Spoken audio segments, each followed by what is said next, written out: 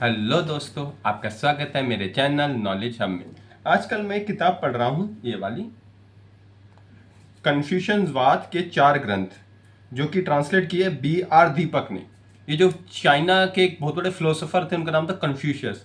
उनकी जीवन और उनके जो विचार है बहुत ही एक्सलेंट तरीके से इसमें किताब में लिखे गए हैं। आपको मौका मिले किताब ज़रूर पढ़िएगा। इसका नाम है कन्फ्यूशनवाद के 4 ग्रंथ, B.R. दीपक। ठीक है, तो मैं पढ़ रहा था तो मेरे को एक अच्छा कोटेशन दिखा, तो सोचा आपके साथ शेयर करूं। यह है, फांची ने कन्फ्यूशियस से फसल उगाने की सलाह ली। कन्फ्यूशियस ने कहा, बेहतर होगा यदि आप एक अनुभवी किसान से राय लें। फांची ने फिर सब्जियां उगाने की सलाह ली। कन्फ्यूशियस ने कहा, बेहतर होगा यदि आप एक अनुभवी सब्जी उत्पादक किसान की राय लें।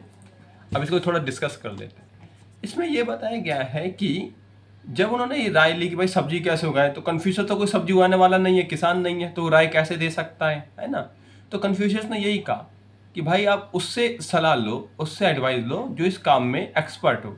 हर इंसान अपने एक न एक काम में एक्सपर्ट होता है। जैसे टीचर बहुत अच्छी टीचिंग के ऊपर सलाह दे सकता है, पर वो हो सकता है फाइनेंस में उतना अच्छा ना हो। एक सीए फाइनेंस में बहुत अच्छी सलाह दे सकता है ना, पर हो सकता है वो अपने बहुत अच्छा टीचर ना हो।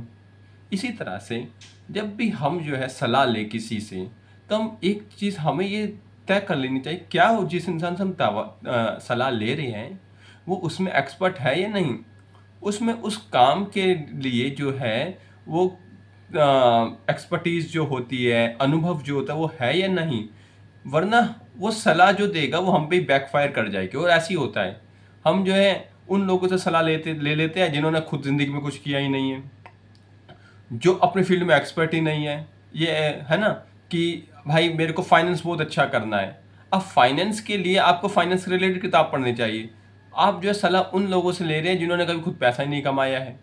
आपको जो है एक अच्छा वो एकेडमिशियन बनना है, अब आप उस इंसान से सलाह ले रहे हैं जो 10वीं फेल है, तो ऐसा कैसे होगा, है ना। पर आमतौर पर हम यही गलती करते हैं। मैंने नोटिस किया है ये चीज़ कि हम जनरलाइज होकर सलाह लेने की कोशिश करते हैं दूसरे इंसान से। जैसे किताबें होती हैं ना, उनका एक अलग अलग जेनर होता है।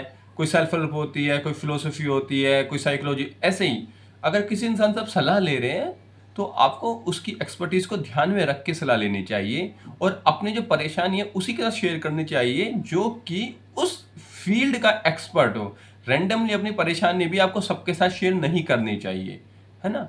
तो अब जो आपको कोई परेशानी है, मान लीजिए आपको माइंड से रिलेटेड कोई प्रॉब्लम है, तो अगर आपको ऐसी कोई परेशानी है तो आपको साइकोलॉजिस्ट के पास जाना चाहिए, ना कि अपने दोस्तों या रिश्तेदार से ज़्यादा बोलना चाहिए, क्योंकि ये शायद नहीं समझ पाएंगे ये माइंड क्या होता है, माइंड के मैकेनिज्म क्या होते हैं। ये एक साइकोलॉजिस्ट बेहतर समझ सकता है। अगर आपको फाइनेंस से रिलेटेड कोई आपको परेशानी आ रही है, तो आपको जो फाइनेंस के एक्सपर्ट होते हैं उनसे बात करनी चाहिए। अगर आपके रिश्ते से रिलेटेड वो है तो आपको काउंसलर के पास जाना चाहिए। इसीलिए इस दुनिया में एक्सपर्टीज़ का इतना ज़्यादा रोल है। तो अब से जो अगर आपको कोई परेशानी हो तो आपको अपनी फील्ड के जो डोमेन के मास्टर है उससे ज़्यादा सलाह लेनी चाहिए, ना कि किसी रैंडम इंसान से।